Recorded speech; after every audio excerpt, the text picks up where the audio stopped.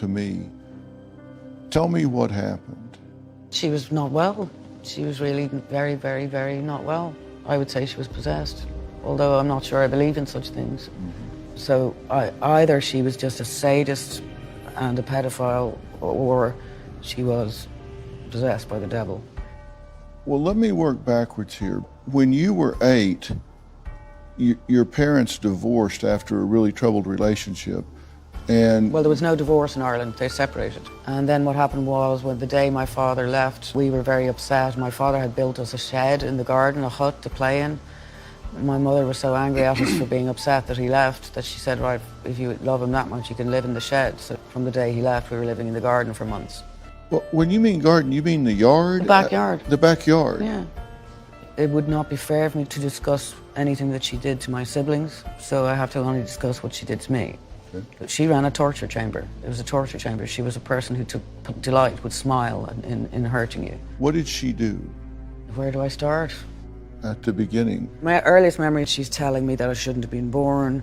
She didn't want me. She didn't want girls. She wants me to be a boy. She dresses me like a boy. She chops my hair off. Whenever she beats me, which is daily, I'm naked. She makes me take my clothes off. I have to lie on the floor. I have to open my arms and legs. I have to let her attack my abdomen. She wants to burst my womb. She wants to destroy my reproductive. She wants to stop me being a female. She did this to you for how long a period of time? From Was this a 0 to daily 13. thing? So she basically, it would be sweeping brushes, she'd be stamping on me with her feet. The phone would ring in the middle of it and she'd be like, oh, hi, how are you? Her foot would be on my naked on the floor. I'm 3, 4, 5 years of age. Kindergarten, I win the prize for curling up in the smallest ball. I remember being about 5 or so, we were meant to go somewhere for the weekend. She made me put on a dress that used to belong to my sister and the button was missing. She beats the out of me because the button is missing off the dress, takes the dress, takes the light bulb out of my room, locks me in my room, and then everybody leaves for the weekend. She's the type of person, she'd make you get every Bible in the house and every hockey stick. We used to be terrified. The last day of school in summer was the most unhappy day of our lives. All the other kids would be delighted. We'd be hiding the hockey sticks and the tennis racks and crying because we're stuck with her for the summer. She would invent reasons to beat you up.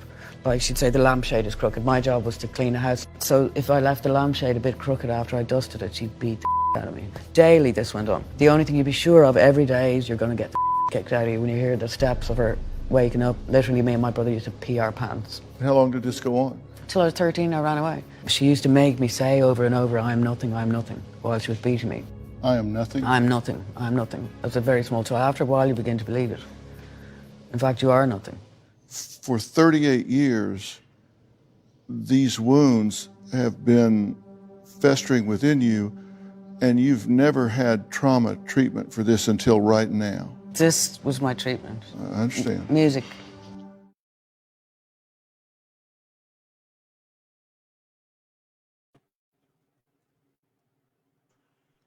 Buon pomeriggio, buona domenica a tutte e a tutti, ben trovate, ben trovati.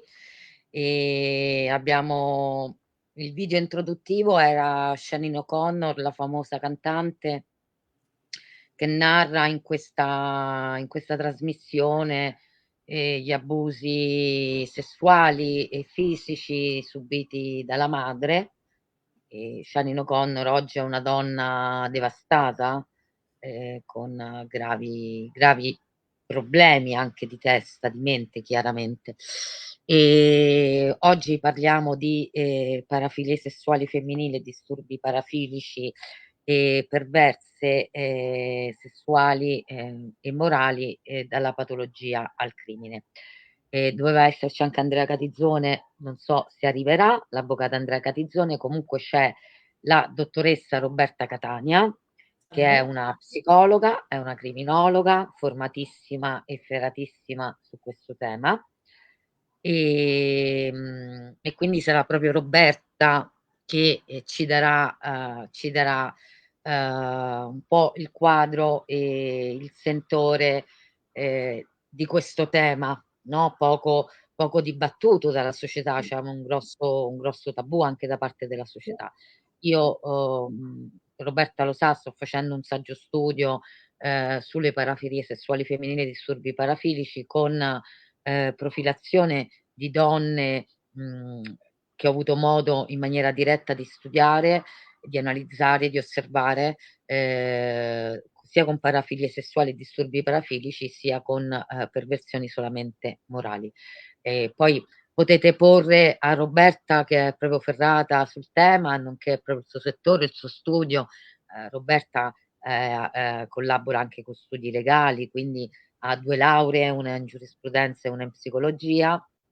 E quindi adesso, ecco, Roberta ci parlerà della parafilia sessuale femminile, dei disturbi parafilici, ovvero delle perversioni sessuali, ma anche morali. Poi manderemo, quando tu vuoi, Roberta, che ci vogliamo magari fare una piccola un piccolo, Sì. diciamo, momento. Cioè, ho caricato anche il video della mamma di quella donna, Alessia Pifferi, che ha fatto morire di fame la bambina. Sembra che questa bambina veniva proprio denutrita da questa madre e l'ha lasciata per giorni e giorni, proprio in maniera straziante, morire, appunto, la forma di perversione morale, andandosene, lasciando questa bimba là. No, perché pervertere significa proprio mettere sottosopra, stravolgere il corso naturale, lo stato naturale delle cose, no? Una madre che ti deve accudire Sì. ti lascia morire di fame e ti fa morire, insomma, Sì. ecco. Va bene, Roberta, lascio la parola a te, grazie. Allora, adesso Dale, scusami, ti chiedo di condividere le slide che ho preparato in modo che, esatto, in modo che abbiamo insieme qualcosa da guardare, no? Perché poi questi argomenti sono sempre molto complicati da gestire. E, chiaramente io ho selezionato delle informazioni intanto accessibili alle 6 del pomeriggio di una domenica qualsiasi, quindi che in qualche modo siano anche abbordabili a chi ci ascolta, sia se hanno o meno cognizione di quello di cui parliamo, sia se sono assolutamente a digiuno del nostro argomento di oggi. Quindi non entreremo eccessivamente nel dettaglio. Ecco, chi ci ascolta sappia che non ci saranno sicuramente dettagli scabrosi o macabri, perché non è quello che ci interessa, però facciamo proprio una distinzione netta tra quello che è consentito e quello che è percepito come normale, poi vedremo anche perché è normale, e quello che invece è percepito e non più consentito e quindi diventa disturbo diagnosticabile, quindi chiaramente attraverso una serie di questioni cliniche, una serie di proprio di attività che vanno fatte per diagnosticare anche determinati tipi di disturbi. Dale vi ha già introdotto le mie specializzazioni, nel senso che io ho questa doppia formazione tanto in psicologia, tanto in giurisprudenza, con le quali ho anche avviato una terza, no, attività, che è quella criminologica, quindi ho ampliato il settore anche di studio, perché sono le due, almeno a mio avviso, le due maggiori aree che si rispecchiano maggiormente in quella che poi è la conoscenza criminologica, no? Assieme alla sociologia, chiaramente. E quindi, ecco, qui avete più o meno elencati i miei studi e i miei titoli principali. Allora, mi scuso del fatto che sia un po' strano il testo, ma quando lo carichiamo qui su StreamYard si spagina, quindi in realtà le slide erano fatte un pochino meglio. Intanto la primissima cosa che dobbiamo fare è capire che cos'è una parafilia, perché altrimenti parliamo di parafilia, ma non sappiamo di che cosa stiamo parlando.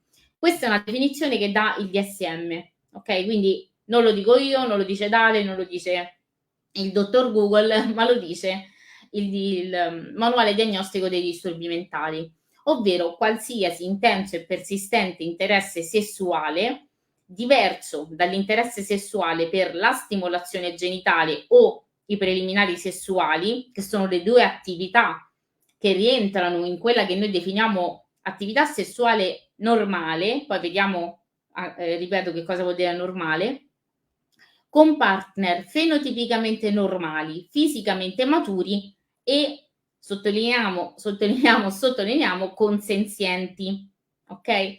Poi vedremo perché il consenso è così importante. Quindi la parafilia sostanzialmente ci dice che bisogna avere un intenso e persistente interesse sessuale. Queste due parole sono parole chiave, perché altrimenti noi dovremmo credere che qualsiasi fantasia che noi mettiamo in atto o qualsiasi trasgressione, ok, alla morale comune, quindi all'interesse sessuale tipico, quello che maggiormente gli esseri umani mostrano come interesse sessuale, allora vuol dire che è tutto disagio mentale, no? Cioè, allora basterebbe avere una fantasia un po' meno normale del solito, un po' più articolata, un po' più trasgressiva, per poterci dire siamo dei parafilici, abbiamo in qualche modo un disagio mentale. Così non è, perché sta proprio in queste due parole, intenso e persistente. Vuol dire che comincia ad esserci lungo un continuum che va proprio dalla fantasia alla trasgressione dell'interesse tipico, poi lo sviluppo di una vera e propria parafilia, quindi quando questa fantasia non è più una fantasia variabile, che c'è, non c'è, che metto in atto soltanto in alcuni momenti, o che comunque riesce a non essere intensa e persistente in modo tale da pregiudicare gli atti sessuali che io compio, no? Nella tipicità, quindi ho bisogno che quella fantasia ci sia, altrimenti non riesco in qualche modo a portare avanti un'attività sessuale. Bene, quando invece questa fantasia diventa intensa e persistente, e tra l'altro, no, che cosa aggiunge dopo il DSM? Anche il tipo di partner che io scelgo, no, cambia rispetto al fatto che io questo interesse lo abbia tipico o sopraggiunga una vera e propria parafilia, perché facciamo l'esempio della pedofilia, che è una dei disturbi parafilici più comunemente noti, no? L'interesse sessuale persistente e intenso ha come obiettivo, come partner, il bambino. Quindi in realtà, no, esce dal tipico interesse sessuale verso un soggetto fenotipicamente normale, fisicamente maturo, il bambino non è fisicamente maturo, e consenziente, ok? Quindi in realtà la definizione di parafilia ci interessa averla perché oltre a fare una distinzione tra pura fantasia e disagio, cominciare ad entrare nell'area del disagio, quello che dobbiamo capire è anche che una parafilia non basta per diagnosticare un disturbo, perché è una condizione che ci deve essere, ma non è la sola condizione. Adesso tra poco vediamo perché. Quindi in generale la parafilia è, appunto, ripetiamo bene, intenso e persistente interesse sessuale, diverso da quello tipico e diverso anche dall'attività tipica, con un soggetto in realtà tipico, ok? Tipicamente inteso come normale. Perché diciamo normale e non normale? In realtà la norma, no? Il concetto di normale è abbastanza vasto e cambia molto con il tempo. Cioè, normale è definito in realtà da una serie di parametri. C'è la normalità statistica, ad esempio, no? Cioè, che cos'è la normalità statistica? Io ho un campione di persone di cui faccio la media, quindi in qualche modo tiro una curva che mi dice come si muove questo campione di persone con un dato comportamento. Tutto quello che è fuori da questa media devia dalla media e quindi in realtà non è più normale, non è più normativo, ok? Poi c'è la normalità medica, ad esempio biologico-medica, cioè chi non è sano non è normale, no? In qualche modo, cioè non rientra in quella casistica di sanità, di media, no? Di persone sane, e quindi potremmo definirlo, no? Se usassimo questo termine, non normale. Ma vediamo che in realtà poi già parlando di queste cose ci viene anche un po' scomodo utilizzare la parola normale. È per questo che infatti nella psicologia non si utilizza mai normale o non normale, ma tipico e atipico, funzionale e disfunzionale. Ok? Perché non ci interessa sapere quando una cosa è normale, ma ci interessa sapere quando funziona e non funziona. Quando in qualche modo crea disagio o non lo crea. Quindi, banalmente, parafilia, no? Se io ho un soggetto davanti che in qualche modo è consenziente al mio interesse sessuale che non è tipico, facciamo l'esempio del BDSM, no? Quindi del sadomasochismo, si incontrano due persone che hanno un interesse da un lato masochistico e dall'altro sadomasochistico, quindi dove c'è in qualche modo il sadismo, no? Quindi da un lato c'è una persona a cui piace la sofferenza e dall'altra c'è una persona a cui piace infliggerla, ok?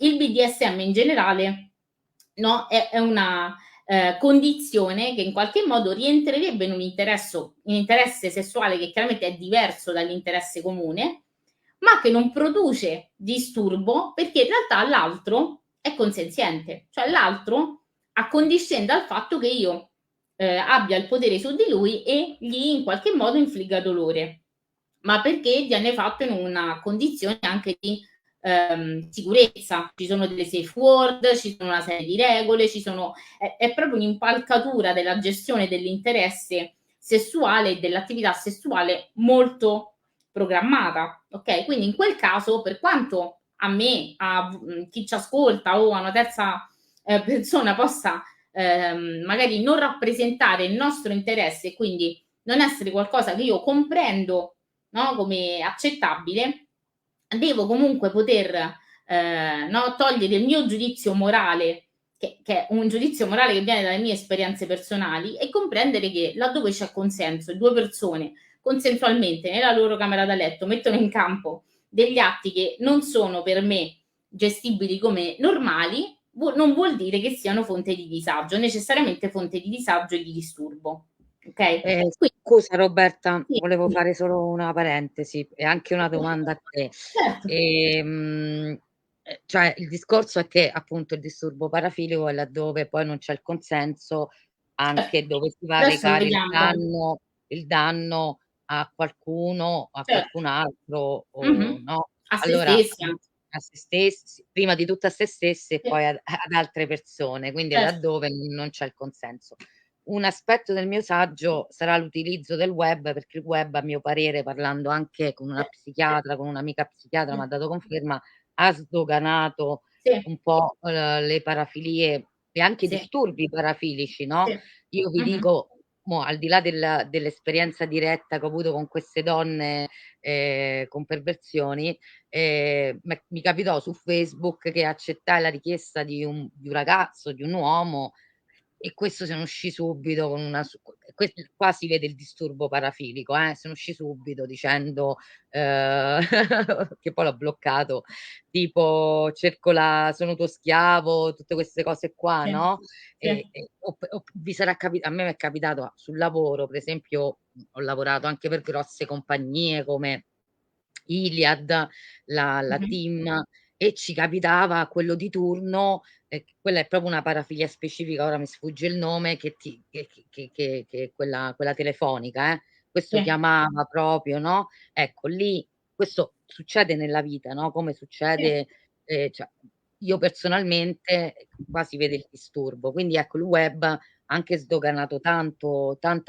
questa cosa, perché il discorso di vivere la propria sessualità come uno vuole, va benissimo, nel senso, cioè, cer non siamo tutti uguali, non siamo tutti, no, tutto fatto nel rispetto dell'altro e nel cer consenso, dell'altro. Io quello che ho potuto analizzare anche dalle donne che ho visto, che ho studiato, è che poi quest'impulso prende il sopravvento, quindi se pure tu gli dici di no, che tu esatto. non sei così, che tu che io sono poetessa, credo nell'amore, bla bla bla bla, non, cioè l'impulso è più forte, insomma, ecco, il disturbo è più E quello forte. infatti adesso vediamo quando no, tu dici bene quando dici quand'è che si trasforma poi in disagio conclamato, no, perché fino a che parliamo di parafilia in realtà non parliamo di disagio, cioè parliamo di un comportamento che in realtà, sicuramente devia da quello che è il comportamento tipico, ma che fino a questa definizione qua noi non ci rintracciamo nessuna, Infa condizione di disagio, no?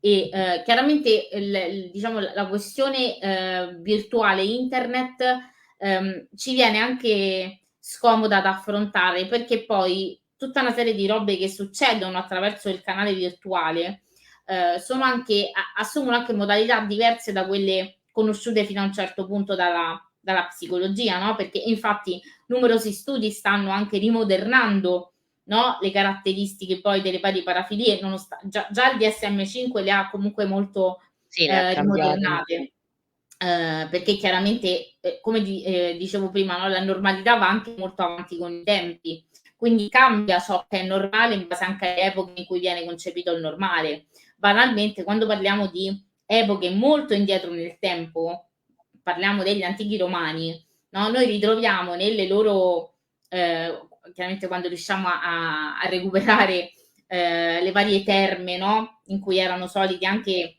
intrattenere rapporti politici, all'interno di queste terme sono raffigurati dei mosaici dove ci sono degli atti sessuali non soltanto tra persone dello stesso sesso, ma anche tra persone adulte e bambini. Quindi rimandandoci un'idea di sessualità che probabilmente molto indietro nel tempo aveva caratteristiche anche diverse da quelle con cui la percepiamo noi oggi, no? Quindi questo vuol dire che è normale quello che è normale per i tempi in cui viviamo, non come una normalità sovraordinata, sempre identica a se stessa, no? Quindi è chiaro che per me, che conosco i meccanismi dietro questi interessi sessuali, queste particolari attività magari sessuali, perché è chiaramente oggetto di studio, comprendo che non ci sia del disagio dietro laddove la persona se la vive nella più totale tranquillità con partner consenzienti, ok? È chiaro che quello che dici tu prevede la mancanza di consenso, perché se io vengo da te che non mi hai dimostrato nessunissimo interesse e ti metto già in relazione ad un mio interesse sessuale che tu non condividi, già lì il consenso ce lo siamo giocato, no? Cioè, in generale, dov'è che io ti ho dato il consenso per dirmi determinate cose o per fare di me un oggetto sessuale, no? Quindi è chiaro che quel tipo di attività, e questo l'internet lo concede molto più facilmente, perché io sfido che quella stessa persona, se ti incontra per strada, invece che scriverti un messaggio su Facebook, no? Io automaticamente per strada al bar ti dica Dale, sono il tuo schiavo, no? È chiaro che il mezzo facilita anche Certo. la comunicazione, facilita, ma in No, realtà poi è anche veicolo eh, di un sacco di certo, ma è chiaro che poi queste cose, è difficile che avvengono, diciamo, nella come dire, nel vivere sociale comune, no, non tu esci e vai a farti un aperitivo, non è che incontri un tipo o una tipa che ti dice: "Guarda, voglio che mi frusti o voglio essere esatto, frustata." Cioè esatto. è molto difficile che questo avviene, quindi è chiaro che poi queste persone hanno i loro luoghi, hanno i loro siti e Sì, finché uno ha questa cosa e va nei loro luoghi, nei loro siti, va tutto bene, però quando cominciamo ad andare verso cioè cominciamo appunto a diventare che è un disagio, no, quindi sì, appunto è un disturbo anche della sfera sì, psichica e quindi appunto andiamo a sollecitare persone che stanno sì, tranquille, però parlavamo con Roberta, questa è un'altra cosa che io anche nei miei studi, diretti ho potuto cioè m'è venuta quest'idea, è che in realtà queste persone, chi ha un disturbo, quindi chi non ha consapevolezza, non ha coscienza, perché poi questi disturbi sfociano anche nei reati, no, per esempio la zoofilia, la zoopornografia, la pedofilia, l'esibizionismo, ma no, per infatti, dire diciamo nel continuum, no, se tu lo vedessi come una sorta di freccia, tu avresti la fantasia, la trasgressione, la parafilia, il disturbo parafilico e poi il crimine. Cioè proprio come un esa continuum, no, che sì, sì, cresce sì, fino alla sì, commissione sì. del reato. Quindi il disturbo parafilico appunto molto spesso può Sì, diventare appunto può sfociare in reato certo. e quindi anche quello che poi sicuramente bisogna affrontare anche qua il web, il cybercrime, quello che tutto il Eh, web può sì, può sì. darci. C'è Angela, Sì. credo Angela salutiamo Angela Solenero Annunziata che dice: "In alcuni soggetti c'è perversione." La perversio allora, il concetto di perversione il DSM lo supera, nel senso che a livello clinico non parliamo più di perversione, ma parliamo di parafilia. Quindi la perversione che prima, no, comunemente chiamavamo soggetto perverso, oggi lo chiamiamo soggetto parafilico, però la sostanza non cambia. C'è comunque qualcosa, no, che sovverte l'ordine, come dici tu, no, che sovverte in qualche modo lo status quo. Quindi la Sì. perversione è qualcosa che non è canonicamente intesa come una condizione di tipicità, no, dell'attività. Cioè è qualcosa che tra l'altro perché non si parla più di perversione? Perché nella perversione noi ci inferiamo alla moralità, cosa che la clinica non fa. Cioè la clinica non valuta quanto è moralmente giusto o sbagliato un atto, ma quanto crea o meno disagio, no, E che è ben crea differente. anche danni insomma, no, danni a se stessi e anche agli Esatto, altri. disagio poi, diciamo a 360 gradi, quindi disagio psichico, disagio fisico, disagio all'altro, no? Quindi qua ho fatto un piccolo recap, no? Dicendo che le parafilie coinvolgono l'eccitazione sessuale per oggetti atipici, quindi no? Sottolineiamo non anormali, atipici, quindi non tipicamente intesi come soggetti che, come oggetti o soggetti che dovrebbero provocare l'eccitazione, o soggetti e situazioni specifici. Ok, poi tanto la facciamo proprio distinta la classificazione. Quindi però questo lo sottolineo perché è importante, no? Se no sembra che è tutto disagio, come dicevo prima. Alcune attività sessuali che sembrano insolite a un'altra persona o a un professionista non per forza costituiscono una parafilia, semplicemente perché sono atipici. Cioè non è questo il discrimine. Non sono io con la mia morale che lo faccio questo discrimine, ok? Le persone infatti possono avere interessi parafilici anche quando non hanno un disturbo, quindi quando non crea disagio, cioè possono essere, come dice Angela, perverso, chiamiamolo così, ma non per forza avere un disagio, cioè non per forza poi creare in me o nell'altro un disagio, ok? Quindi la parafilia di per sé non è un disturbo mentale, però avere una parafilia è una condizione necessaria per il disturbo parafilico, ok? Perché senza parafilia non posso avere un disturbo parafilico. Quindi qui forse è un po' più chiaro, no? La parafilia che cos'è? Una fantasia, un impulso o un comportamento di natura sessuale inconsueta, ricorrente e che provoca eccitazione. Quindi la discrimine tra fantasia e parafilia intanto è la ricorrenza e l'intensità. Ok? Poi come ci arriviamo a parlare di disturbo parafilico? Perché abbiamo detto che la parafilia è necessaria per la diagnosi di disturbo parafilico, ok? E quindi che cosa ci dice il DSM? Che i modelli di eccitazione sessuale non convenzionali nelle parafilie, quindi quello che è l'interesse, abbiamo detto, inconsueto della parafilia, sono considerati disturbi patologici solo quando sono vere queste due condizioni, cioè quali? Sono intensi e persistenti, e questo l'abbiamo detto perché è la base della parafilia, e poi quello che diceva Dale, cioè causano disagio significativo o menomazione sociale, poi vediamo anche che cosa vuol dire menomazione sociale, lavorativa o in altri importanti ambiti di funzionamento, oppure danneggiano o hanno il potenziale di danneggiare gli altri. Cioè, guarda quant'è più ampio, no, dalla singola parafilia. Cioè la parafilia è l'interesse persistente, sicuramente ricorrente, va benissimo, ma è un interesse. Il disturbo parafilico, no, è lungo quel continuum la tacchetta successiva. Cioè quando io attraverso questo interesse intenso e persistente causo disagio significativo a me, perché in qualche modo ho menomazione sociale, menomazione lavorativa, relazionale, ok? Quindi comincio ad avere anche problemi a mettermi in contatto col mondo esterno e danneggio gli altri o hanno il potenziale di farlo, perché ci sono parafilie che non prevedono l'oggetto, cioè non prevedono il soggetto, ma prevedono l'oggetto, come il feticismo, ad esempio, no? Il feticismo prevede alle volte degli oggetti, quindi in realtà se io ho un feticismo sessuale per le scarpe, no? Le scarpe, non è che io creo disagio alle scarpe, ok? Comincio a creare disagio nel momento in cui quelle scarpe appartengono a una donna o ad un uomo, che in qualche modo, no? Io non stacco la scarpa dall'uomo e quindi faccio danno alla donna o all'uomo che ho come target perché mi serve come feticcio in qualche modo che indossa le scarpe,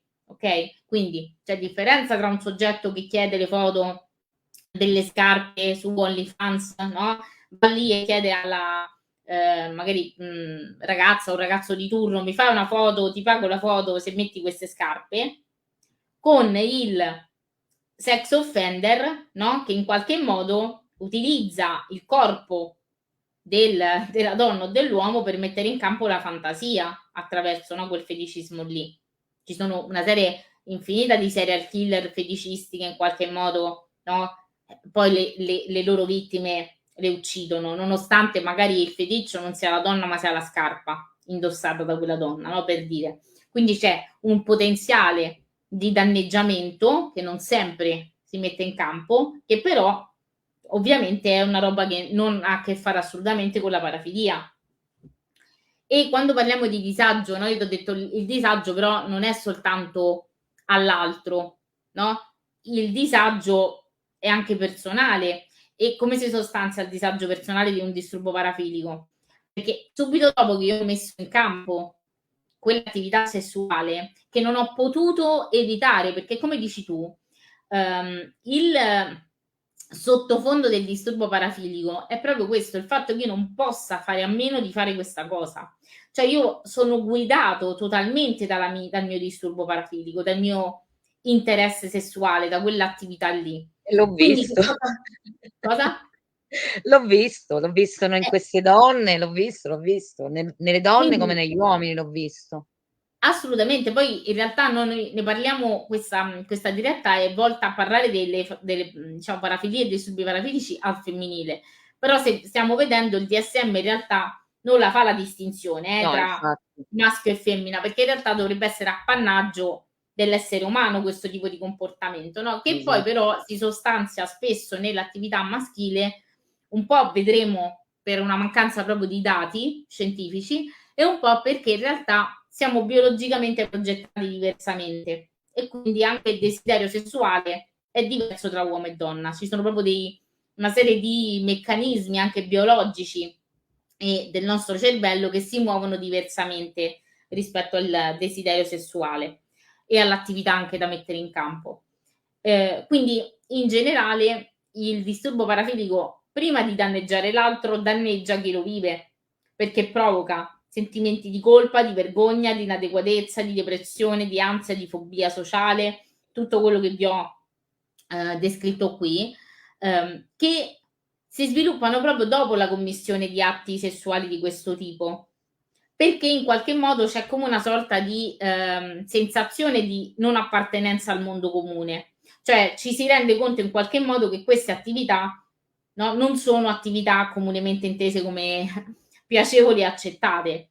Non in tutti i parafilici e diciamo quelli che hanno un disturbo parafilico c'è questa percezione. Okay? Spesso il sentimento di vuoto, di inadeguatezza e di colpa è quello che in realtà hanno verso se stessi perché si sentono di non poter vivere senza quel comportamento. Quindi non è tanto l'altro che gli interessa, il fatto di aver fatto del male, anzi quasi mai c'è empatia, quasi mai c'è interesse per l'altro, quasi mai c'è proprio la percezione che l'altro soffra. Okay? Perché l'altro è un oggetto che serve solo a soddisfare in qualche modo questo intenso e persistente desiderio. È più che altro una colpa riversata verso se stessi, no? Di non poterne fare a meno in qualche modo. La compromissione poi del funzionamento, no? Abbiamo detto che in qualche modo c'è addirittura una menomazione sociale e lavorativa, ce l'abbiamo perché ovviamente la reazione sociale a tutta questa roba qui non è buona. Cioè in una coppia, che sia l'uomo o la donna che mette in campo queste attività, no?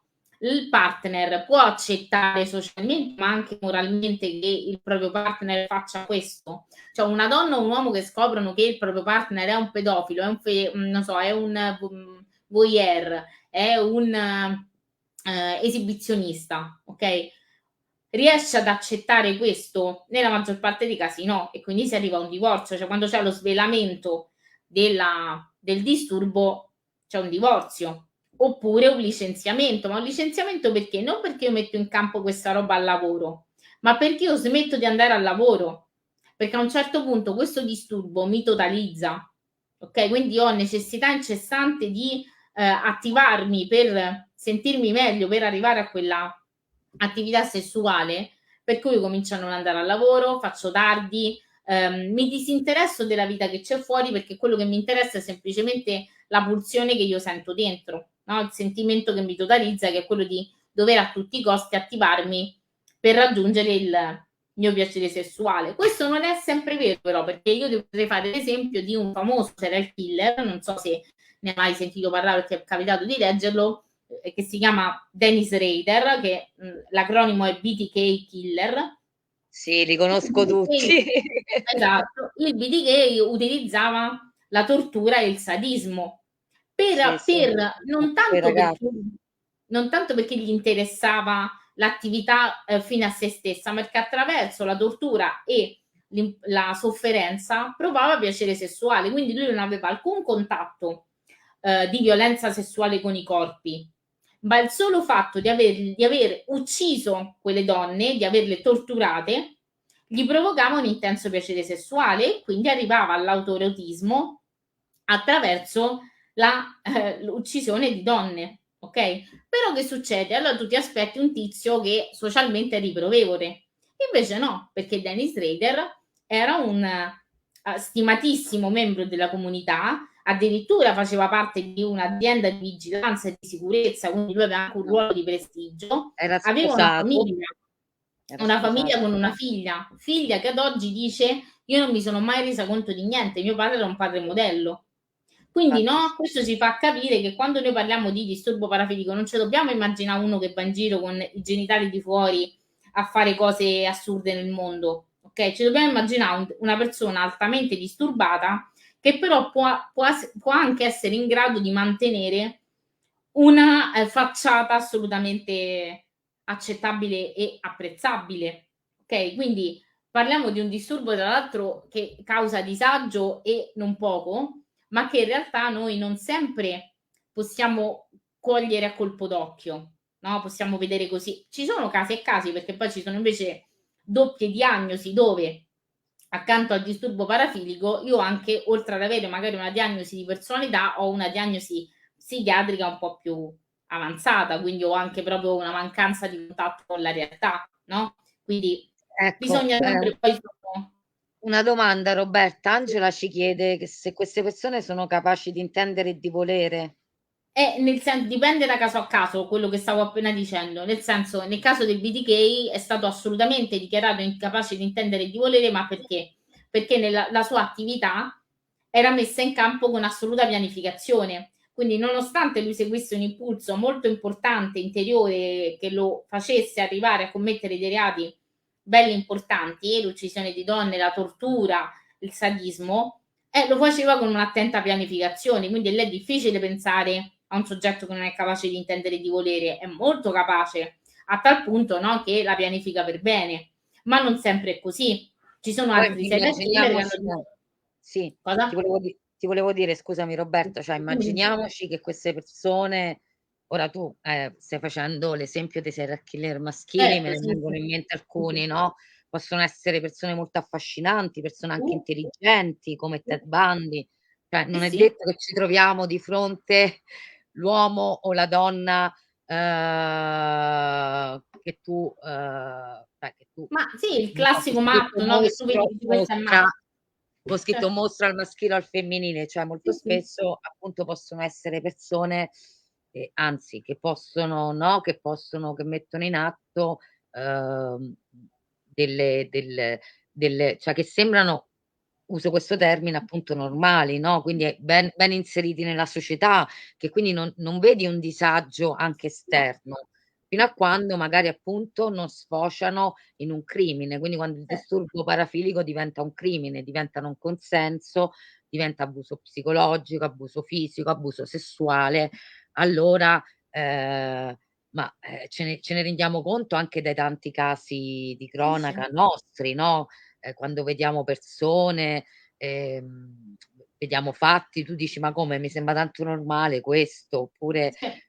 cioè non Ma diresti infatti mai. facevo l'esempio del BTK tale perché vedendolo sembra veramente lo zio della porta accanto, no, quindi cioè tu vedi la persona e dici: "Questo sembra uno che porta i nipoti a spasso, la domenica al parco", e non t'aspetteresti mai che mette in campo una serie di robe, no, come quelle che ha fatto. Tra l'altro lui, associa la parafilia del sadismo che poi chiaramente è palesemente un disturbo parafilico, quindi è condizione del disturbo, anche il travestitismo, perché no, lui si scatta delle Polaroid Sì, sì, vestito vestito da donna. da donna, perché proprio è abbastanza comune nei disturbi parafilici che non ce ne sia solo uno.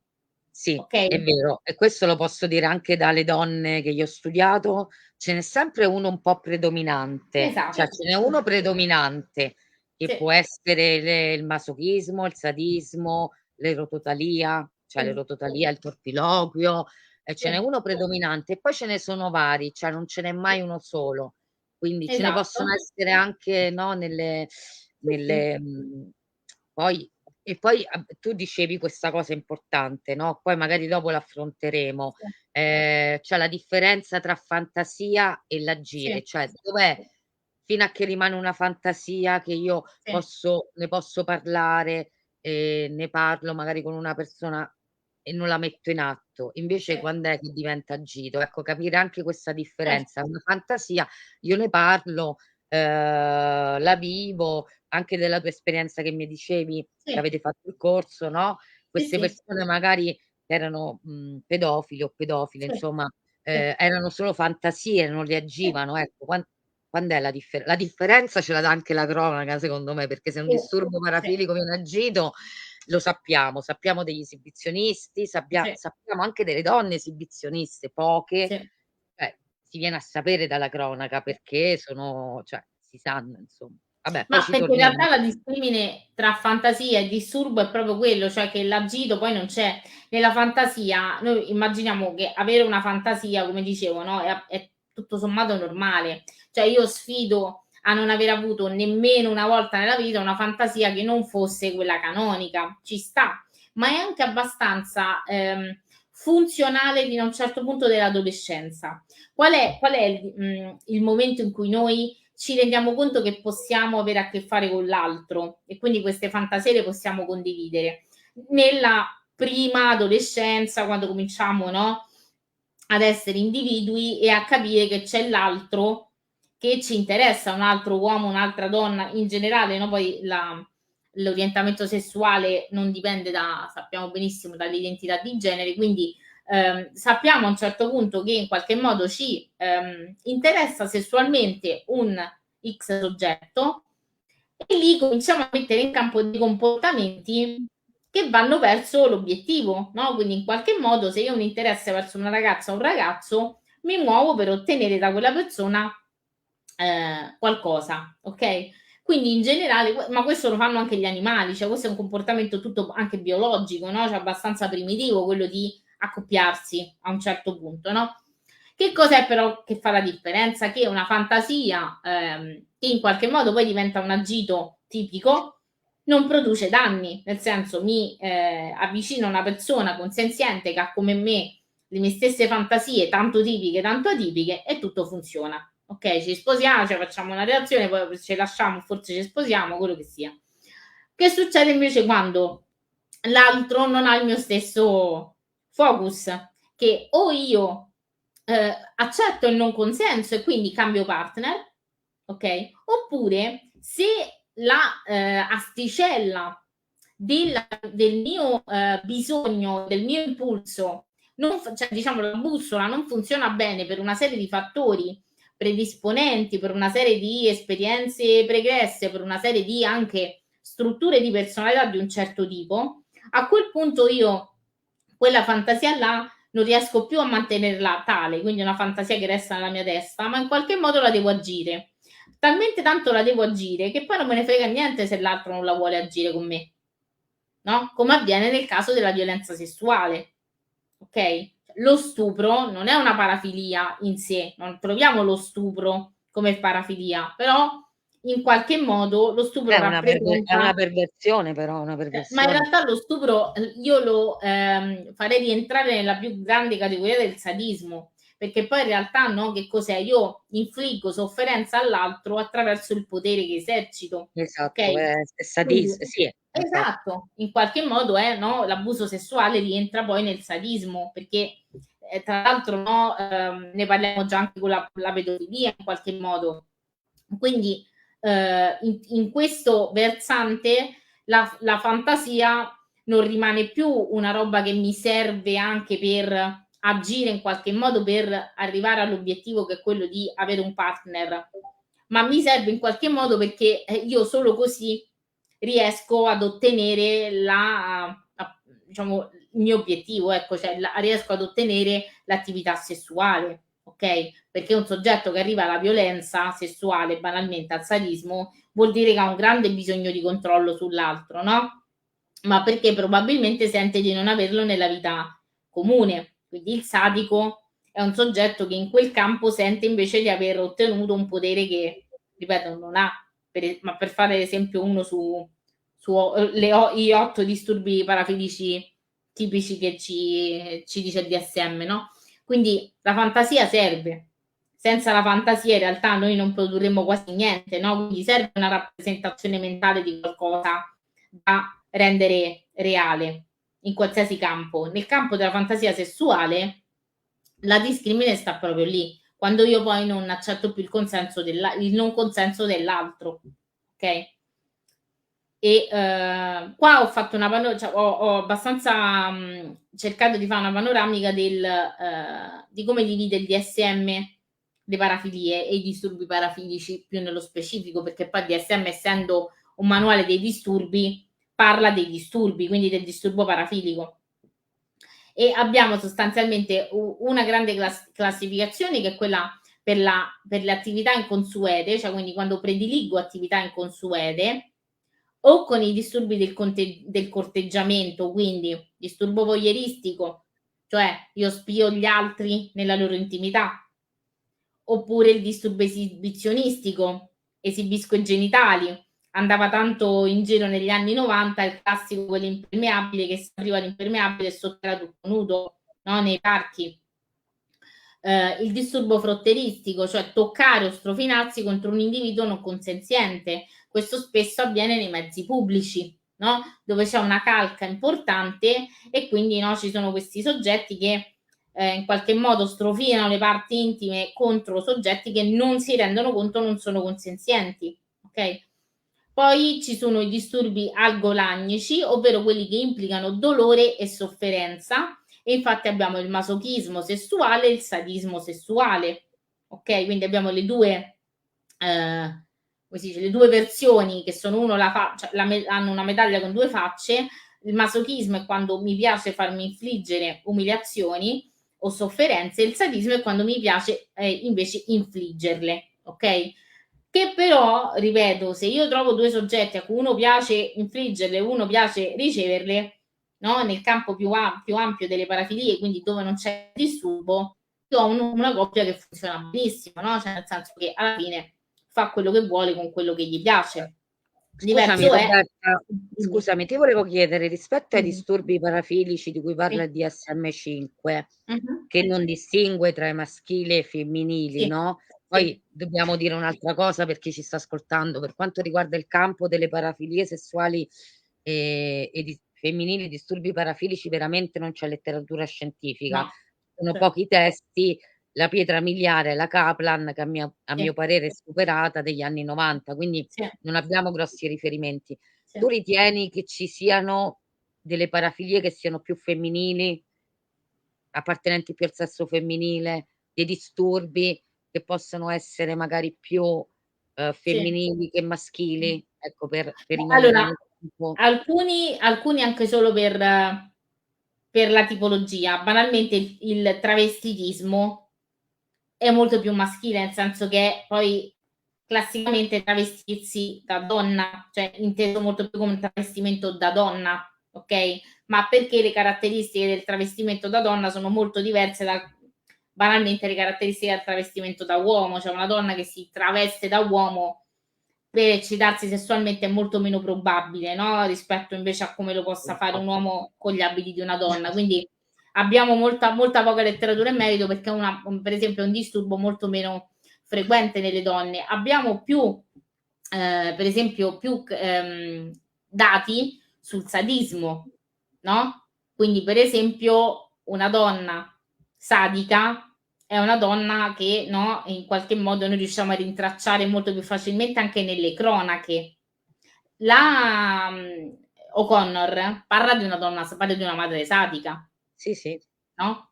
E anche ad esempio nell'incesto, che tra poco vediamo le madri incestuose, no?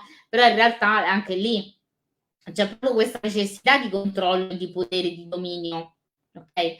Però non c'è, diciamo, clinicamente parlando, una roba che è prettamente maschile o femminile. Dipende molto dalla predisposizione anche della persona in sé, dalla struttura di personalità. Sicuramente quando fai una distinzione crimini maschili e crimini femminili ti rendi conto che le donne agiscono molto più attraverso qualcosa che media, cioè mentre nell'uomo c'è l'agito violento diretto a contatto fisico, nella donna c'è molto più una manipolazione mentale o l'utilizzo di un Infatti, oggetto che media, infatti ok? le donne anch'io che ho analizzato, per esempio, sono tutte molto manipolative, hanno una Sì, grande componente manipolativa, menzogne, inganni, e c'è una componente appunto più di manipolazione che secondo me, appunto, come dici tu, l'uomo è molto più diretto, cioè sì, non si mette a fa tutta cioè, e questo fatto l'ho ritrovato anche in un caso che voi trovate delle Iene. E le Iene sono Angela dice sono più subdole. è vero così, sì. Sì, diciamo che la donna è più subdola, agisce in maniera molto più subdola, è vero, anche le parafiliche, con inganni, con Sì, menzogne, manipolando, sì, portando la persona, piano piano, verso a vivere il loro disturbo parafilico, ecco. sì, E questa cosa l'ho ritrovata anche, nelle donne in un caso di cui ha parlato le Iene, che trovate in sì, rete, di questo ragazzino che fu abusato da questa vicina di casa, e poi intervistano il ragazzino, mh-mh, intervistano la vicina di casa che attualmente è sotto inchiesta, sì, perché il ragazzino ne ha parlato, c'aveva 12 anni, e questa è stata proprio se l'è scusate se uso questo termine un po', così, un po', ha lavorato proprio sotto sotto con questo sì, ragazzino, cioè ce l'ha portato piano piano.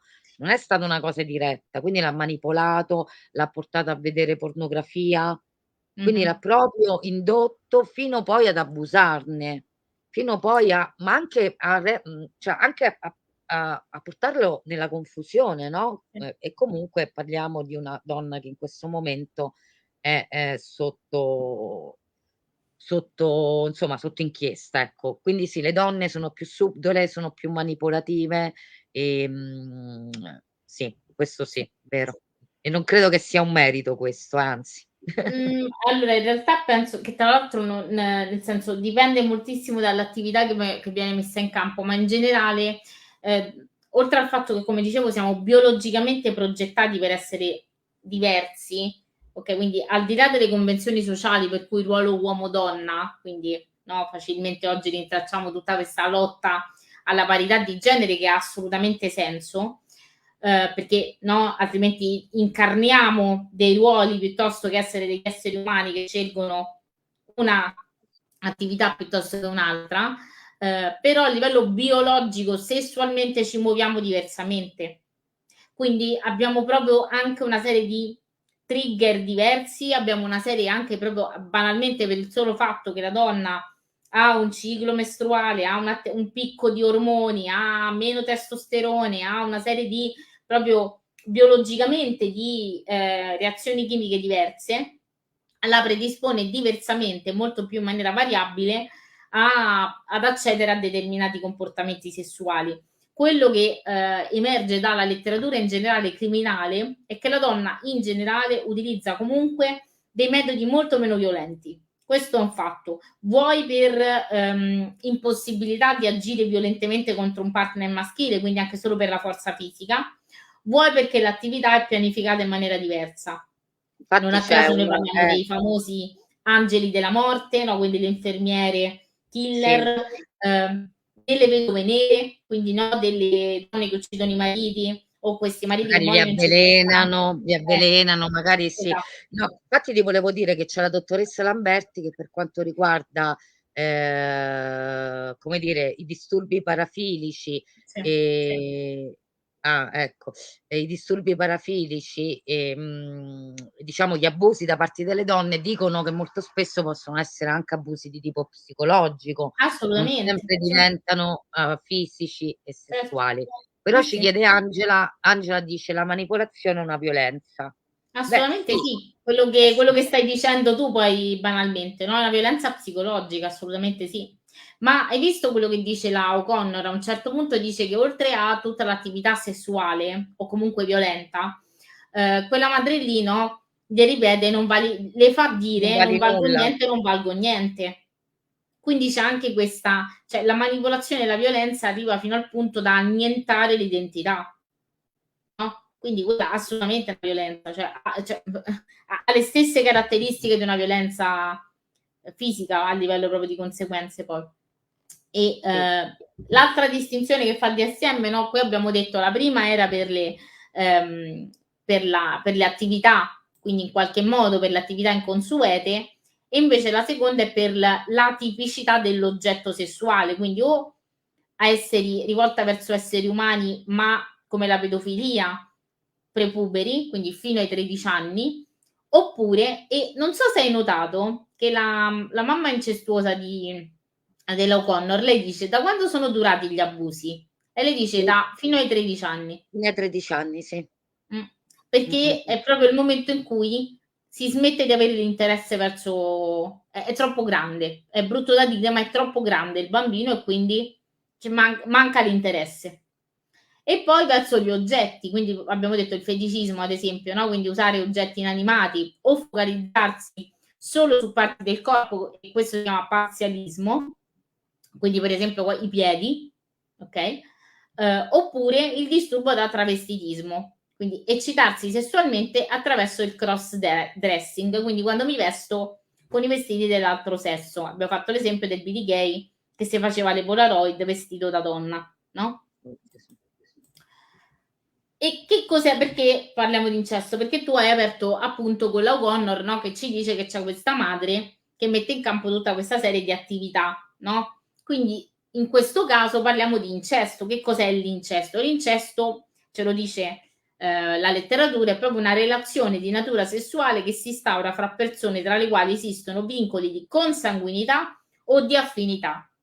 Ok? Incestum in latino vuol dire non casto o impuro, perché in qualche modo è la condizione più terribile e di proprio non purezza che puoi immaginare quando parli di una violenza sessuale, no? Cioè un genitore o un familiare, un fratello che in qualche modo mette in atto un comportamento di questo tipo, cioè una roba che il nostro cervello non può accettare in nessun modo, no? Se magari con le altre parafilie in qualche modo uno può fare uno sforzo immaginativo, nel caso della pedofilia e dell'incesto, che è una specifica attività, no, della pedofilia, che è quella appunto con consanguinei, allora lì proprio no, il nostro cervello non riesce a tollerare queste informazioni. Può Ah, essere tra scusami l'altro a se ti breve. interrompo. Volevo Sì, segnalare che queste donne che ho analizzato, poi bisogna vedere se poi lo agiscono, sì, però il desiderio di avere incesto con la madre o viceversa incesto con la figlia l'hanno avuto. Poi se sia una fantasia e non venga agita, anche perché se no è da denuncia, certo. soprattutto la madre con la figlia, e comunque non è una fantasia, io cioè 'ste fantasie sinceramente non ce l'ho. No, infatti, E e quindi già avere comunque non so, ecco, poi qua ci ritorneremo, qual è il certo, passaggio tra fantasia e agito, perché magari una persona può avere queste fantasie che poi possono sfociare nell'agito anche, no, certo, mh. certo, Quindi non è detto che questo non ci sia. La cosa che a me più m'ha sbalordito, è che comunque proprio a livello di ragione, proprio parlo di io ho visto una grossa perdita cognitiva anche comunque in queste donne e perdita di intelligenza, perché proprio non c'è connessione, cioè non mi puoi dire poi te l'avevo raccontato sì, Roberta, no, allora, io ho il desiderio di avere l'incesto con mia madre, ma tu che fai? Tratti anche l'incesto? Cioè come se sì. fosse una cosa normale. Cioè non avere proprio la cognizione di causa, che cosa stai dicendo, cioè lo sai quello che stai dicendo? Però quello probabilmente ti fa capire che in realtà sono delle persone che poi nella vita reale non fanno quello che dicono, perché c'è questa in generale queste sensazioni sono egosintoniche, cioè che cosa vuol dire egosintoniche? Che il soggetto non le percepisce come estranee e questo è reale. Nei disturbi parafisici c'è questa sintonia tra sintomo e persona, ok? Però in generale, se io faccio questo tipo di verbalizzazioni, o sono un soggetto immaturo, quindi tanto di età, tanto cognitivamente, quindi non mi rendo conto della portata delle mie considerazioni, o altrimenti sono stupidaggini, cioè sono cose che io dico tanto per dire. Ok, quindi o non ho chiaro che l'altro potrebbe in qualche modo, no, utilizzare queste informazioni anche per denunciarmi, oppure sono stupidaggini, quindi so che anche fosse non mi succede niente. Ok? Quindi c'è un'immaturità da qualche parte, è ovvio. Un incestuoso non lo direbbe mai in questa maniera. Le madri incestuose non vanno in giro a dire io dormo con mio figlio, io faccio questo con mio figlio, se ne vedono da Certo, lontano. chiaro. Io tra l'altro posso portare l'esperienza, l'avevo detto, non so se te l'avevo raccontata a te Roberta, di un mio amico in adolescenza, che io avrò avuto 12, 13 anni, ora non ricordo, comunque ero adolescente e uscivamo in comitiva da ragazzini, no, si esce, e questo ragazzo, questo amico ci confessò a me e mia cugina, che la mamma adottiva abusava di lui. Ecco, Mhm. ci fece questa confessione. Mi ricordo, questa cosa mi Brutto. rimase, insomma. Sì, m'è rimasto 'sto episodio, sì. Però quella madre adottiva, quello che sia ben vista ad andarlo a dire in giro, no? Cioè non è una roba che tu vai a No, dire al supermercato. è chiaro che queste persone certo.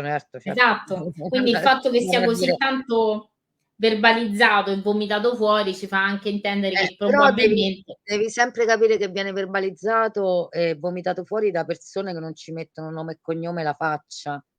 Cioè, Sì, sì, però ti ripeto, l'attività manipolativa mi sa più del fatto che io utilizzo quelle informazioni per vedere le tue reazioni, più che perché effettivamente le metto in campo, cioè nel senso che siano fantasie realissime. Anche perché oggi l'internet è pieno di siti dove in qualche modo tu puoi mediare queste fantasie. Cioè la categoria incesto sui maggiori siti pornografici è presente, quindi se io voglio in qualche modo, no, cioè fare in modo che quella fantasia io me la vivo virtualmente, apro un sito e me la vivo, okay, cioè chiudo gli occhi, me la immagino, guardo un video, Vabbè. quindi il fatto che sia verbalizzata così, Vabbè, io non voglio no, guardate, io non voglio fa' la moralista, perché poi da 'ste persone mi so' sentita pure dire, appunto, perché io so la bigotta, capito? Quindi non voglio fa' la moralista, ma cioè io per esempio sulla pornografia pure qua non condivido, io non l'ho mai vista, mai la vedrò. Feci pure una denuncia all'epoca perché mi ritrovai delle mie cose online buttate, poi di poesia, quindi proprio tutt'altro, buttate su un sito porno, quindi cioè è veramente un è mondo un mondo un un mondo porno romantico tale, eh? sì, infatti è un porno romantico. Porno romantico. Comunque è un mondo che sinceramente non mi piace affatto, perché poi ritornando al discorso proprio della parafilia, è proprio là, no, anche nella parafilia, per esempio c'è il dottor Gambino, dice una cosa molto interessante, che è un sessuologo, dice che anche queste donne che vivono, le parafilie e poi vabbè, poi dopo abbiamo il disturbo parafilico, c'è comunque la paura dell'intimità, la paura Certo, della relazione con l'altro, certo, la paura dell'amore, del sentimento, cioè la relazione sana, certo, forse? funzionale, certo. Funzionale? Cioè dobbiamo Certo, creare relazioni disfunzionali, relazioni tossiche, sì, malate, sì, disfunzionali. Quindi sì, ecco, sì, quando sì. sempre non è all'interno magari di una coppia o tra 2 persone consenzienti, capito? Certo. Sì, sì, è ovvio che qua parliamo del fatto che il consenso non ci sia minimamente, è chiaro. Esatto. L'incesto abbiamo detto, no, è una, specializzazione scusatemi il termine poco consono, ma una specialità della pedofilia, cioè nel senso che se la pedofilia è l'attività sessuale con bambini al di sotto dei 13 anni, l'incesto è proprio questo, cioè il fatto che poi questa attività con bambino prepubero sia con un bambino che è legato per consanguinità a me, quindi ordine sia la madre, il padre o il fratello, ok? E per aversi pedofilia il pedofilo deve avere almeno 16 anni, quindi deve aver raggiunto la maturità a livello sessuale e essere almeno 5 anni più grande del bambino. Quindi se io ho un soggetto di 16 anni che ha una relazione con una tredicenne o una dodicenne, non è comunque pedofilia, ok? Oppure tra bambini, tra quattordicenni, tra soggetti comunque sotto i 16 anni, ok? Ci sono determinate caratteristiche, poi che sia più o meno reato è un altro discorso, cioè il criterio clinico col criterio giuridico sono due cose differenti, quindi qui parliamo di criterio meramente clinico. Il pedofilo è oltre i 16 anni e il bambino deve avere 5 anni in meno, questo né più né meno, e chiaramente l'attività sessuale deve essere un bambino al di sotto dei 13 anni, perché non sono strutturalmente ancora formati sessualmente. E infatti la O'Connor che cosa dice? No? Dice che a 13 anni questa attività della mamma in qualche modo finisce, poi chiamarla mamma mi sembra pure eccessivo. La Connor, poverina, c'ha un sacco di problemi da questa esperienza, è uscita. Tra l'altro, se hai sentito, dice che lei fino a una certa età non l'ha minimamente trattato questo trauma, quindi immagina come se è sedimentato, no? Sì, sì, tra l'altro infatti adesso lei sta male, c'è uno psichiatra, insomma, sta sotto cura, lei è consapevole che Sì. tutta questa situazione sicuramente gli ha Causato problemi. penso Certo. che so cose che veramente non devi fare un lavorone proprio per uscirne fuori, un lavorone proprio. E qui io ti ho messo qualche numero per far capire, no, quando uno pensa al pedofilo come al molestatore della porta accanto, in realtà, o alla persona fuori dalla cerchia, in realtà le statistiche ci dimostrano che nel 90% dei casi, o nel 70% sono proprio intrafamiliari, quindi incesti o abusi intrafamiliari, quindi o incesto mamma, papà, fratelli, o zii, nonni, cugini, abuso intrafamiliare, e il 20% è una figura chiave del bambino, quindi posizione di autorità controllo, il maestro di equitazione, la babysitter, ok? Le Infatti persone che in qualche modo e scusa. solo il 10% è uno sconosciuto. Solo il No, 10%. ti volevo dire che la Loredana Petrone, per quanto riguarda gli abusi delle donne, dice che molte sono insegnanti. Sì. Ma guarda, ultimamente proprio a settembre c'è stato un altro caso di cronaca, perché poi uno se va sui motori di ricerca li legge, di un'insegnante donna che ha abusato di questo ragazzino. Non so se vi ricordate anche il caso che ci fu, insomma ne parlarono nella cronaca, no, di questa insegnante che abusò, cioè aveva rapporti con questo suo alunno minorenne, no, e la stessa, cioè conferma anche di quello che dice la Petrone, insomma, la Loredana Petrone.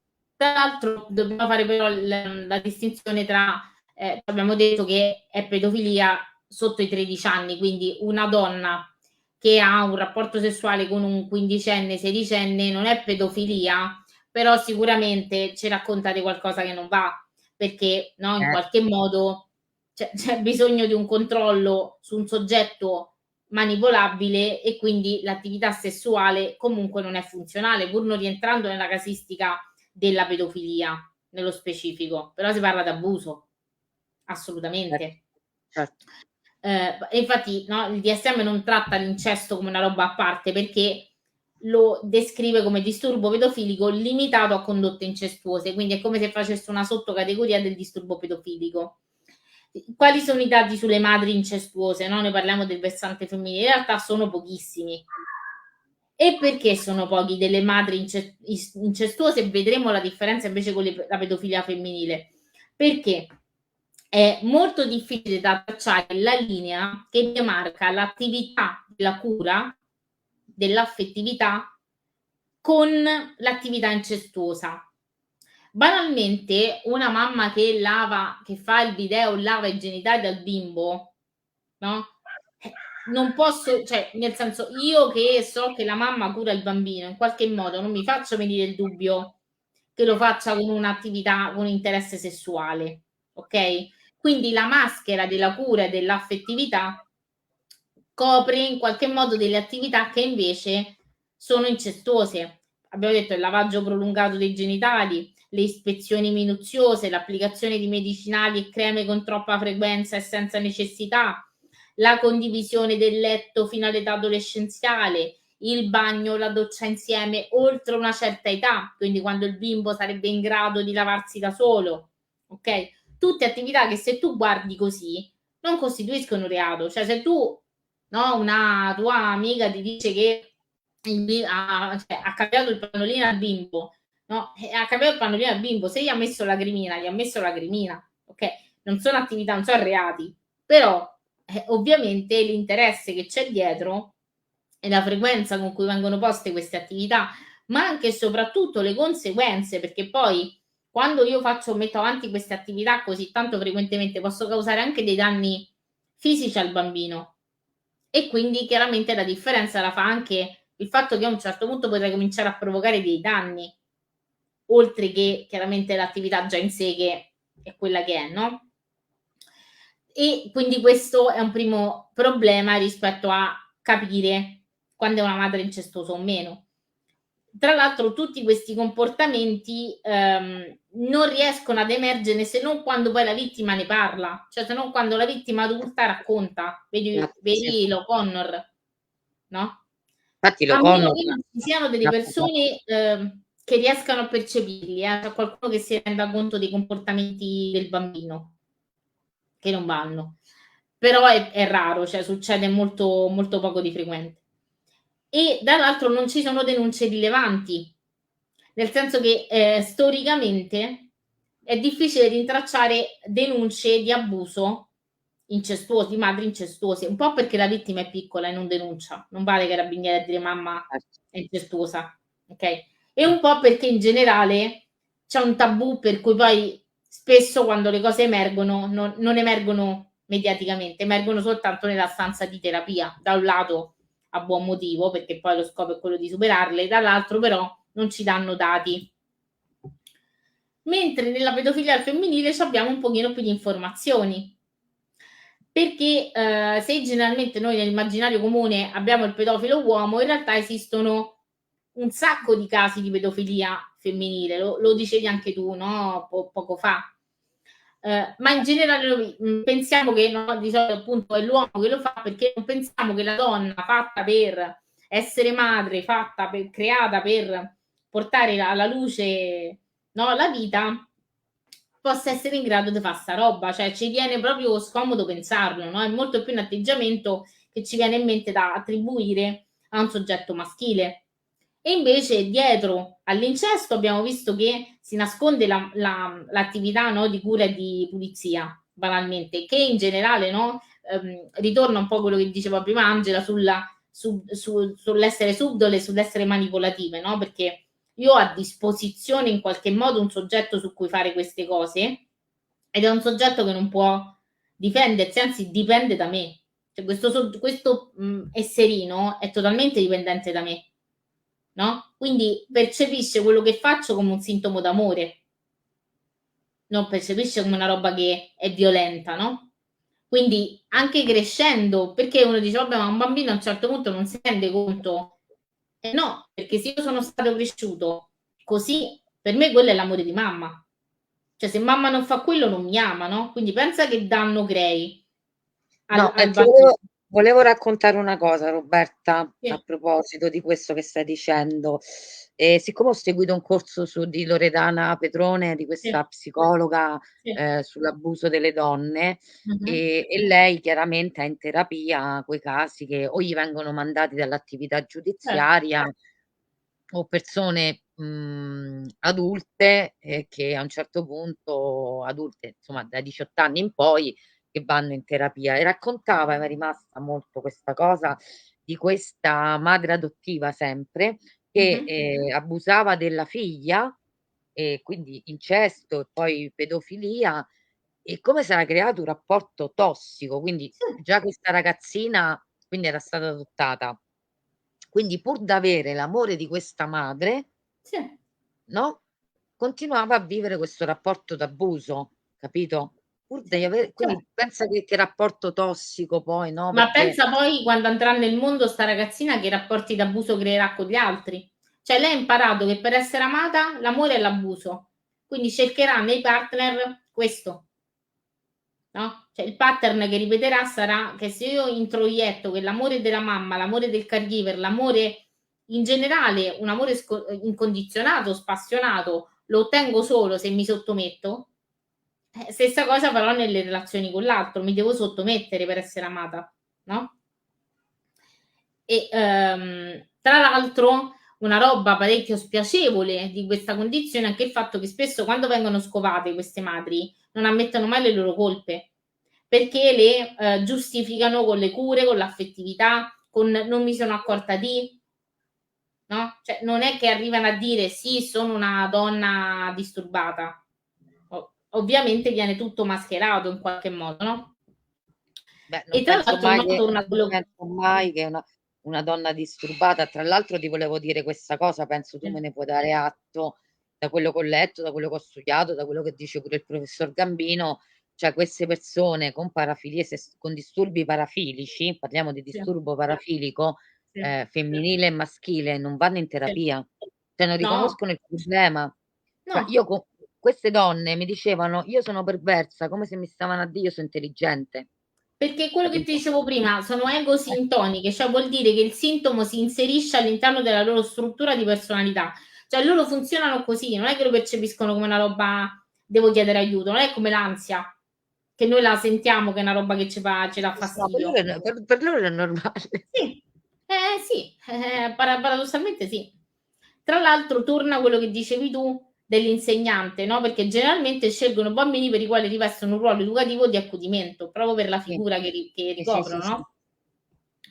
E anche qui l'abuso, no, abbiamo detto per la maggior parte dei casi è intrafamiliare, quindi no, c'è un abuso che in qualche modo utilizza il legame familiare.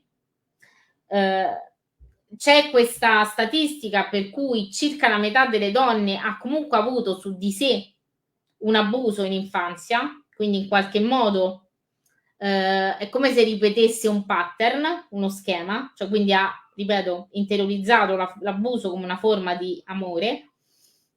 Spesso non è l'unica diagnosi, ma questo quasi con tutti le disturbi parafilici, c'è sempre una doppia diagnosi, o di carattere depressivo o di carattere, vedi, schizofrenia, quindi ci sono anche disturbi del pensiero, ok? Nella schizofrenia io ho un importante distaccamento dalla realtà, dall'esame di realtà. Nel disturbo depressivo no, il disturbo depressivo è un disturbo dell'umore, ok? Quindi se guardi, no, non c'è neanche questa discrimine per cui sono per forza non intelligenti o intelligenti. È caratteristico del tipo di persona, non del tipo di disturbo. Oppure donne che abusano di sostanze e di alcol, oppure che presentano disturbi di personalità, quelli più, quelli diciamo più accreditati sono il disturbo borderline che comporta una grande disorganizzazione emotiva, disturbo antisociale che è il disturbo diciamo maggiormente riscontrato nelle attività criminali, che è quello dove c'è una grande quota di rabbia, aggressività, che in qualche modo è agita contro le regole sociali, contro l'ordine, e il disturbo dipendente che è quello che maggiormente riscontriamo nelle relazioni tossiche, cioè dove c'è un soggetto che dipende totalmente dalla validazione dell'altro. Ok, quindi questi tre diciamo sono quelli maggiormente riscontrati, ma ripeto, non c'è una casistica del pedofilo tipo, non esiste il pedofilo tipo.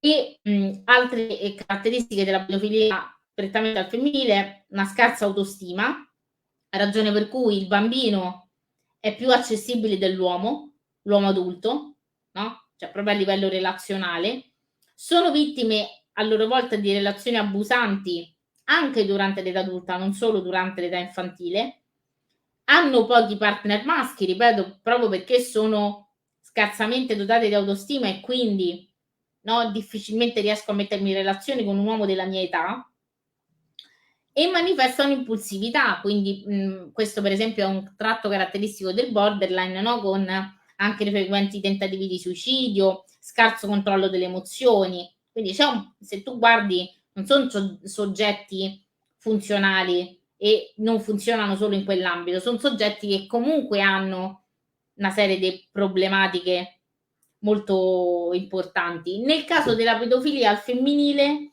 sono rare le parafilie associate, cioè è uno di quei casi dove c'è un'unica parafilia Parafilia predominante, ok? che Che la è quella pedofilia, appunto, esatto, quindi e poi questo Matthews nel 91 le ha un po' categorizzate, diciamo, e abbiamo infatti le maestre amanti, no? Quelle che dicevamo prima, quindi abusano di teenager puberi, manifestano superficialità riguardo le conseguenze dei loro atti, cioè, gliene frega niente che questi ragazzini, no? Non è normale che abbiano attività sessuali con loro. Le sfruttatrici, per esempio le babysitter, no? Quindi che hanno una già accessibilità al bambino e di cui si prendono cura.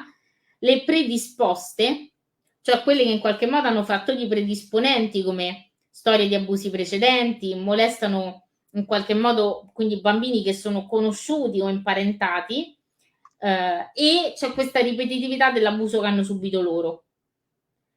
Le disturbate, quelle che hanno dei disturbi psichici, scusami, mi sembra che la lingua, in fase di scompenso, quindi per esempio la schizofrenia, no? In fase scompensata, abuso di alcol, sono sotto effetto di sostanze stupefacenti, cioè quando manca il contatto con la realtà, le costrette da un uomo, cioè dove c'è la coppia criminale, dove o le l'uomo cocktail. costringe la donna, no, ad avere questo tipo di comportamento.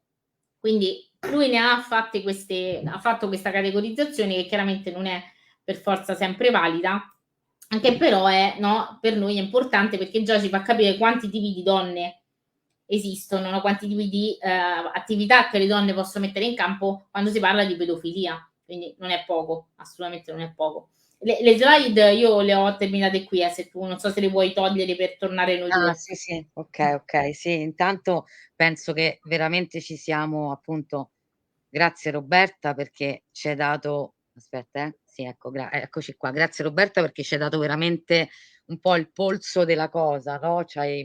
Abbiamo questo appunto un webinar formativo per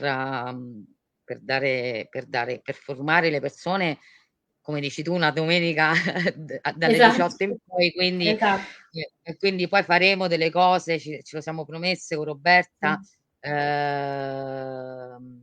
e ce lo siamo promesse con Roberta di fare anche delle cose con la sua associazione, dei seminari, magari o online o in presenza. Quindi certo. io non so se tu sei d'accordo, se non ci sono domande da parte Sì, di chi ci segue, potremmo direi anche sì, terminare qui, dicendoci che questo è soltanto un primo momento, poi sì, io, se Roberta anche vorrà, faremo altri webinar sempre certo, sull'argomento. Io sto facendo questo saggio studio, sto chiedendo anche consigli a Roberta come a dottoressa, insomma, rispetto anche a certo. quello che io ho potuto osservare un po' più da vicino, e quindi mi stanno aiutando. Grazie Angela che dice che è un live molto interessante. Tra l'altro tu Roberta hai scritto 2 libri.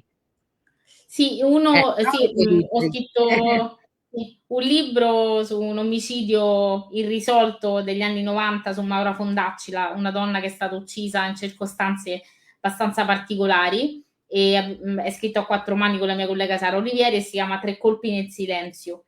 E l'altro invece sono 2 capitoli di un manuale che in realtà secondo me è molto utile per questa tematica qui, che si chiama Criminologia dei sex offender, dove in realtà ci sono tutte le informazioni che io vi ho raccontato, e lì ho scritto due capitoli, uno sulla devianza, proprio che cos'è essere devianti, quindi normalità e devianza, e un altro è sulle torture sessuali negli omicidi seriali, dove infatti ho parlato proprio di BTK in realtà, quindi il E quindi sadismo lo conosci.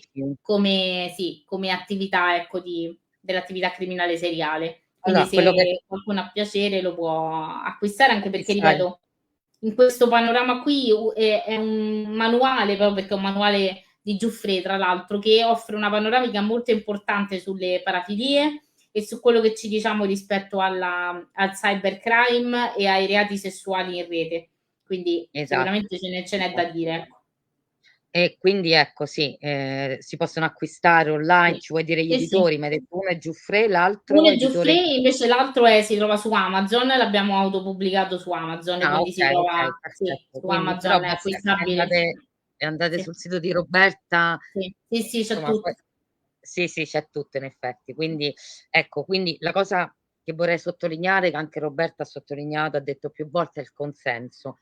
Cioè, Sì, dobbiamo capire che, ognuno nella vita è libero, come dire, di vivere la propria sessualità, come vuole. sì, L'importante è che ci sia il consenso, che sì, non ci sia l'abuso, che non ci sia appunto il disturbo, perché poi è un disturbo, però è una realtà. sì, Io ho fatto 2 casi, oltre quelle che ho studiato direttamente, quello che ho osservato, 2 casi anche al lavoro che chiamavano e chiamava sempre, no, us parafrasando Franca sì, Rame, lo sporcaccione di turno, ma quello era sì, proprio una persona con un disturbo parafilico, ora mi sfugge il nome, c'ho proprio il nome, o quelle sì, persone che si eccitano al telefono, con la sì, voce, sì, sì, hanno sì, proprio dei nomi, no, sì, sì. quindi, Ma anche perché noi ehm abbiamo fatto una panoramica degli 8 degli 8, maggiormente degli riscontrati, 8 ma maggiormente c'è un ce ne sono panorama una di ce ne sono una parafilie marea, ce ne sono una marea. esatto, sì, Quindi il discorso è il consenso, cioè laddove c'è il consenso, laddove,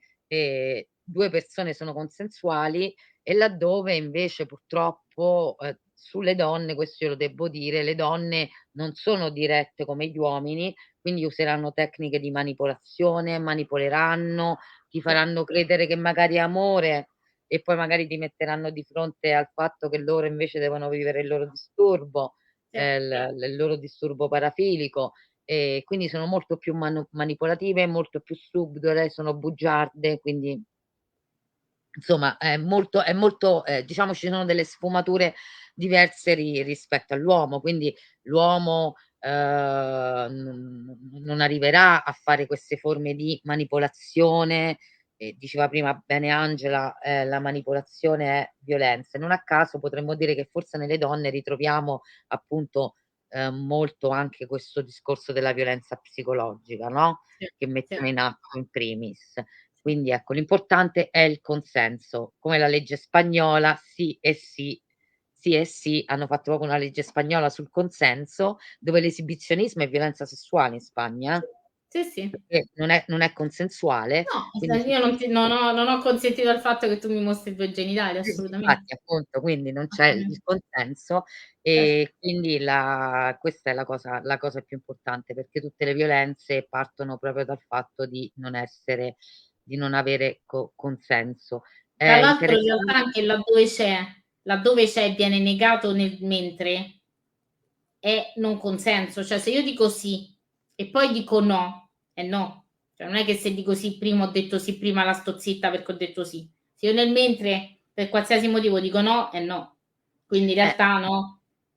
Esatto, per chiudere questa cosa che ci stavamo Sì, dicendo prima Roberta, che sembra che queste persone che hanno disturbi parafilici, io un sì, po' l'ho sondato, nelle donne anche, sembra che se tu non sei parafilico, quindi per loro diventa anche una sfida, anche più avvincente, cioè si alza l'asticella certo. della parafilia, quindi diciamo, ecco, ce lo puoi magari, ce lo siamo spiegato un po' dietro le quinte questo, Sì. no? Ma anche perché in realtà funziona molto come preda, no, cioè se tu mi dici di no, in qualche modo io metto in atto una serie di comportamenti perché tu mi dica sì.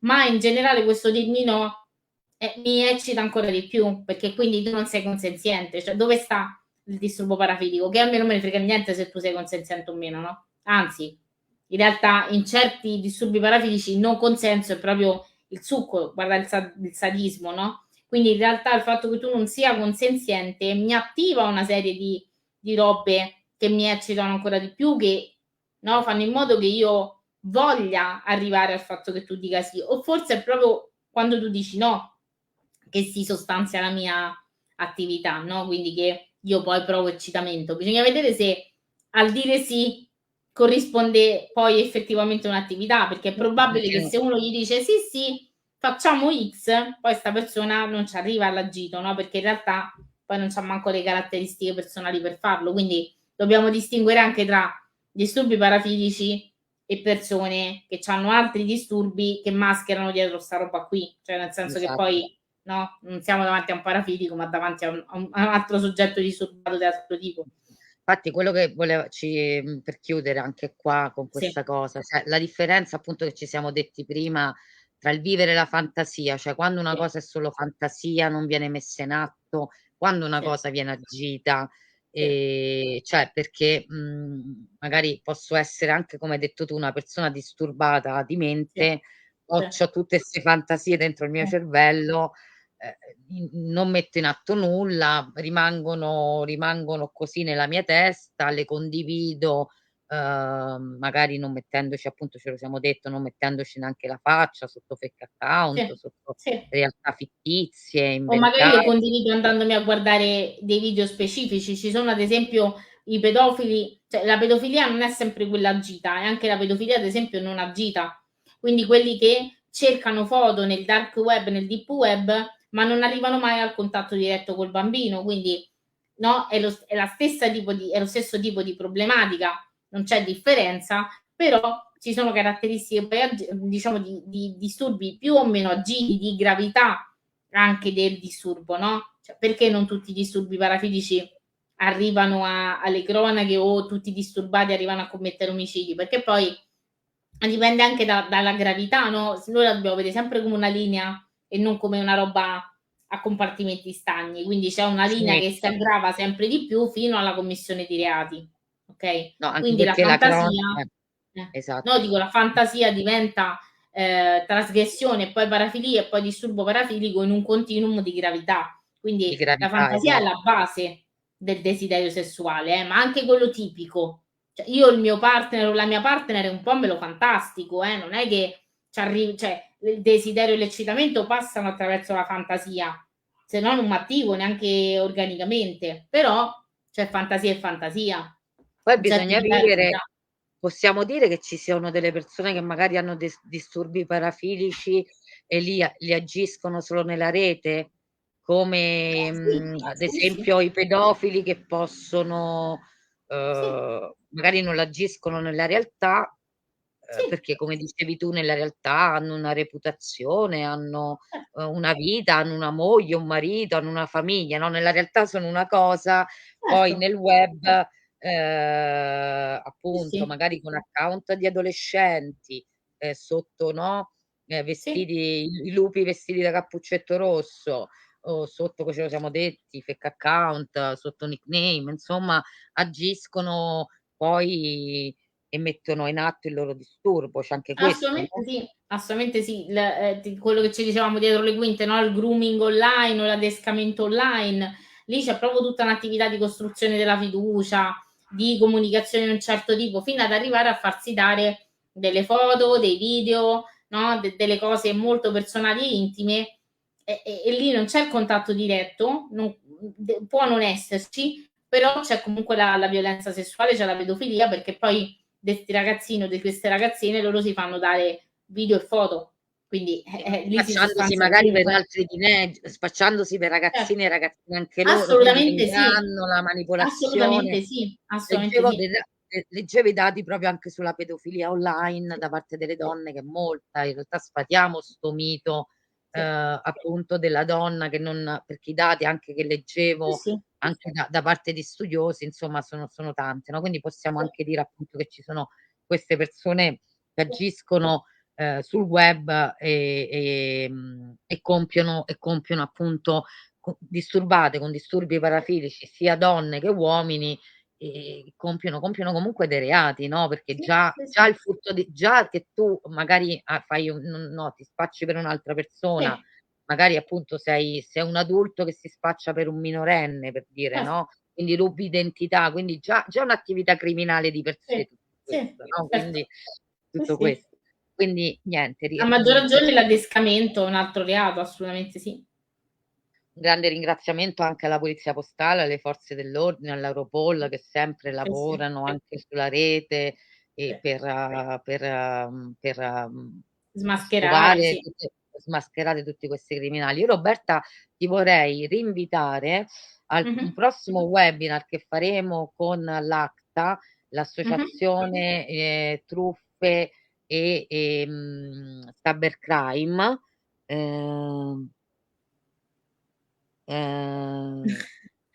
Casimira chiede, no, se esistono persone normali. Casimira Casimira, diceva: che ti dobbiamo "Io dire? Nel senso, manco sapevo esistessero le parafilie femminili." le persone normali, allora abbiamo detto prima, in realtà normale, dobbiamo anche capire un po' che cos'è, però in generale, scavando ognuno di noi ha qualcosa da raccontare, poi con più o meno gravità, ecco, quello sicuramente, nel senso che è chiaro che il disagio non per forza raggiunge la clinica, possiamo avere anche dei disagi non per forza diagnosticabili, ecco, non è che diagnostichiamo sempre disturbi, No, assolutamente no. voglio dire a Casimiro una cosa, cioè neanch'io pensavo che esistessero le parafilie femminili, nel senso che ho sempre relegato un certo mondo, no? Sadomaso, il bondage, no? Sai, a quei mondi loro che stanno lì, vabbè, se lo vivono, se lo fanno. Quando invece tu cioè, ti rendi conto che queste persone invece sono tra noi e che Sotto magari mentite spoglie, tra o l'altro. sotto mentite spoglie o io l'ho viste anche con nome e cognome, sono tra noi. Allora tu dici: "Ma come, esistono pure loro?" Quindi Sì, anche per me, Casimira, sì, devo dirti la verità, io non lo pensavo neanch'io, sì, però sì. sì, Sì, esistono le parafilie femminili e la cosa più grave, diciamocelo, è il disturbo parafilico, perché sì. finché una donna, vuole vivere la propria parafilia con un partner occasionale, o stabile e consenziente non c'è problema, il problema è il disturbo parafilico. Certo, È la linea, è quello che dicevi tu sì, del continuo. Quindi sì, ecco, esatto. ti dicevo Roberta che vorrei invitarti a questo prossimo webinar, poi lo Sì. decideremo anche con te, con Yolanda Bonino, che è la presidente dell'ACTA che ci sarà, mentre Andrea Catizzone è la seconda volta che mi dà buca, stavolta non la perdono però, lo dico pubblicamente, perché non la perdono stavolta. Comunque vabbè, appunto con Yolanda Sì, sì, Bonino che è la presidente dell'ACTA certo. parleremo del cybercrime, delle truffe affettive, delle love scam, i catfish, anche le love scam, le truffe affettive, Lì è la terribile, tra l'altro, violenza, Sì, la violenza su violenza, perché quello sì, che diceva prima Angela, la manipolazione, sì, no, quindi sì, persone che vengono abbindolate, sì. manipolate, prese nelle loro fragilità, nei sentimenti e in più c'è l'estorsione del denaro, no, È quindi la pensate violenza che economica, la assolutamente violenza sì. economica, pensate il danno. Quindi ecco Roberta ti voglio invitare Sì, assolutamente assolutamente, certo, al prossimo certo, webinar che facciamo. certo. Grazie Casimira, grazie Angela, speriamo che comunque questa è una piccola pillola, poi con Sì, Roberta penseremo ad altre cose ad hoc, sì, da certo. condividere con voi. Anzi, in Intanto realtà se hanno qualche argomento a cui hanno pensato, magari mentre parlavamo qualche approfondimento, te lo possono scrivere tranquillamente e magari sì, ci esatto, facciamo qualcosa sopra, assolutamente. scrivetecelo. Se qualcuno ci scrive su questo lo Sì, approfondiamo. sì. Va bene. Grazie Robby, grazie a tutti, grazie Grazie Angela, mille. grazie Casimira, grazie alle persone che ci hanno seguito. Il webinar resta online, lo potete Sì, vedere. Ciao Angela, buona serata, grazie. E lo metteremo grazie. anche su YouTube. Sì. Oddio, su YouTube non so troppo convinta perché sai perché? Poi chiedo a te Mh, anche Roberta, siccome è pieno di video su YouTube, poi ci sono anche i video dove parlano sì, delle parafilie in maniera diversa, no, quindi vabbè, però ho sì. visto che il tuo per esempio c'è, quindi Sì, sulla sì, la parafilia dei disturbi parafilici, quindi lo sì. potremmo anche mettere online. Sì, quindi grazie a tutti, grazie per averci seguito e grazie a Roberta Catania. Seguite Roberta, seguite i suoi libri, Grazie, acquistateli, tutti i suoi lavori, tra l'altro i suoi webinar, tutto quello che lei fa lo troviamo anche online. Grazie Roberta, grazie grazie mille. mille. Grazie a tutti.